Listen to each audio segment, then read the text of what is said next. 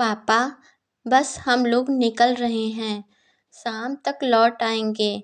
आप प्लीज़ घर का ख्याल रखना। हाँ, आपका खाना टेबल पर रख दिया है, जब भी भूख लगे लेकर खा लेना। रात तक का ही खाना बना दिया है। हम लोगों को आने में देर हो जाएगी, तो थकने के बाद खाना नहीं बनेगा और हम लोग वैसे भी खाना खाकर आएंगे।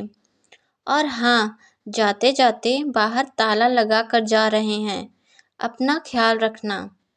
दोनों बेटे और बहू कहते हुए अपने अपने परिवार के साथ घर से बाहर निकल गए।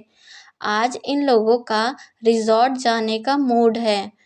सुबह से शाम तक वही मौज मस्ती करने का इरादा है। एक बार भी किसी ने हरदयाल जी से नहीं पूछा कि वो भी जाना चाहते हैं या नहीं। सोफे पर से उठकर खिड़की के पास चलकर गए और खिड़की में से नीचे देखा तो दोनों अपनी कारों में बच्चों के साथ बैठकर रवाना हो गए। थोड़ी देर तक खिड़की के बाहर यूं ही ताकते रहे। उसके बाद उदास मन से धीरे धीरे चलते हुए डाइनिंग टेबल पर आ गए और वहाँ रखे हुए खाने को खोल कर देखा। कैसरोल में 5 रोटियां, डोंगे में पतली सी दाल, एक प्लेट में सलाद के नाम पर एक प्याज काटकर रखा हुआ था। खाने को देखते ही मन सोचने लगे कि अभी तो सुबह के 8 ही बज रहे हैं। आज पूरा दिन मुझे इसी खाने से निकालना है। रात को भी खाना नहीं मिलेगा, इतने से मेरा पेट कैसे भरेगा। पिछली बार भी जब ये लोग घूमने गए थे, तब भी बहू इतना सा ही खाना बनाकर गई थी। रात को घर पर आने के बाद हरदयाल जी ने सिर्फ इतना ही तो कहा था कि बहू, मुझे बहुत ज़ोर से भूख लगी है। बस उसी में दोनों बहुओं ने रोना धोना मचा दिया था। और बेटे तो वैसे भी अपनी पत्नियों के आगे कुछ बोलते नहीं हैं, पर आज फिर वही। एक लंबी गहरी सांस लेकर अपने कमरे की तरफ आए। कमरे में अपनी पत्नी की तस्वीर देखकर आंखों में आंसू आ गए थे। एक वो थी जो कभी मुझे भूखा नहीं रहने देती थी, पर उसके जाने के बाद तो सच में पेट भर खाने को भी तरस गया हूँ। सोचा था कि रिटायर होने के बाद परिवार वालों के साथ खूब घूमूंगा फिरूंगा, पर यहाँ तो बीमार नहीं हूँ, पर घर में हर कोई मुझे बीमार बनाने में लगा हुआ है। जानता था कि हर बात के 2 पहलू होते हैं, पर कभी इस पहलू के बारे में तो सोचा ही नहीं था। पहले कितना घूमने का शौक था। महीने में 2 बार तो परिवार के साथ बाहर घूमने निकल ही जाते थे, पर अब कितने महीनों से तो घर के बाहर भी नहीं निकला हूँ। ये लोग जब भी कहीं जाते हैं, ताले में बंद करके जाते हैं। एक बार भी नहीं पूछते कि पापा आपको भी चलना है क्या। अब तो घुटन सी होने लगी है। किसी से बाहर बात भी नहीं करने देते और खुद भी बैठकर बात करना पसंद नहीं करते। आजकल पता नहीं दोस्तों के भी फ़ोन नहीं आते, ना उनका फ़ोन लगता है।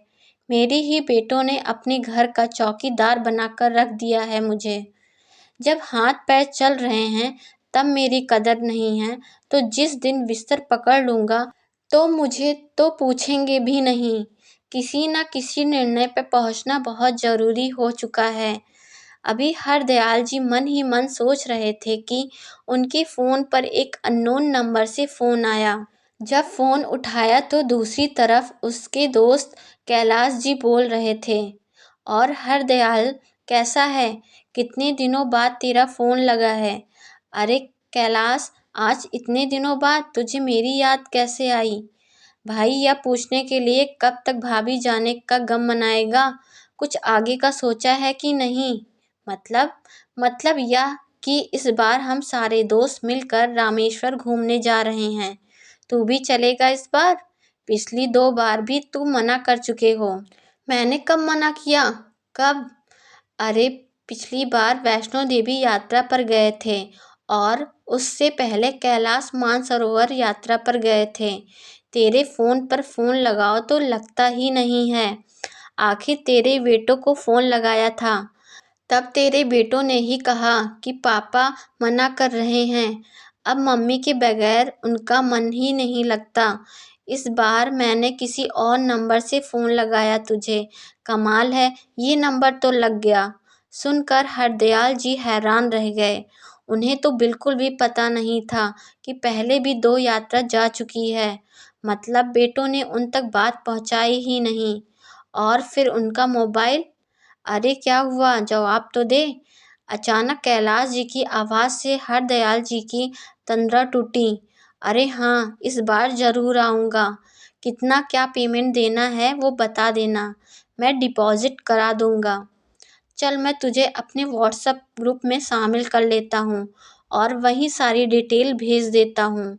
और रही बात पेमेंट की, वो तू बाद में दे देना। कम से कम तूने हाँ तो की। वैसे भी हम कल ही रवाना हो रहे हैं और तेरी टिकट हमने पहले ही करवा ली थी। अगर तू फ़ोन नहीं उठाता तो हम आज तेरे घर आ जाते। अच्छा ठीक है बाबा, पर डिटेल आधे घंटे बाद भेजना। चल फिर फटाफट से तैयारी कर ले, कल सुबह ही निकलना है। कहकर कैलाश जी ने फ़ोन रख दिया। कैलाश जी के फ़ोन रखते ही हरदयाल जी ने अपना फ़ोन चेक किया। हरदयाल जी के अधिकतर सभी दोस्त उनमें ब्लॉक हो रखे थे। उन्हें याद आया कि पिछली बार बच्चों को भी मेरे भरोसे छोड़कर चारों ऊटी घूमने गए थे। देखकर हरदयाल जी का दिमाग चकरा गया। इतना बड़ा धोखा! कुछ देर तक आंखों में आंसू लिए अपनी पत्नी की तस्वीर की तरफ देखते रहे। फिर आंसू पोंछकर सबसे पहले हरदयाल जी ने अपने सारे दोस्तों को अनब्लॉक किया। उसके बाद उठकर अपने कमरे में गए और अपनी अलमारी में से अपने टूर पर पहनने वाले कपड़े निकालकर पैक किए। अपने स्पोर्ट्स शूज़ निकाले और उनकी धूल साफ की। कुछ कैश और आईडी अपने पास रखे। मोबाइल पर अपने अकाउंट चेक किए। अपनी दवाइयों का बॉक्स रखा। जितना समझ आया उस हिसाब से पैकिंग कर ली और इंतज़ार करने लगे दूसरे दिन का। रात को जब बच्चे घर आए तब तक हरदयाल जी सो चुके थे। किसी ने भी उनके कमरे में जाने की जहमत नहीं उठाई। सब अपने अपने कमरे में जाकर सो गए।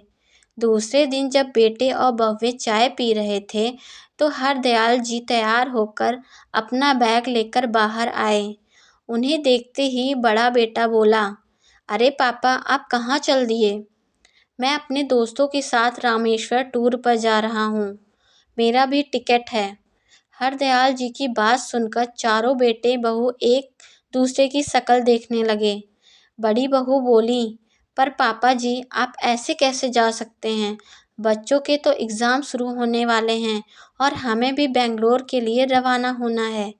मेरे मौसा जी के बेटे की शादी है। बच्चों को हम किसके भरोसे छोड़कर जाएंगे? आपने सोचा भी है? छोटी बहू ने भी कहा। और क्यों फालतू में पैसे खर्च करना?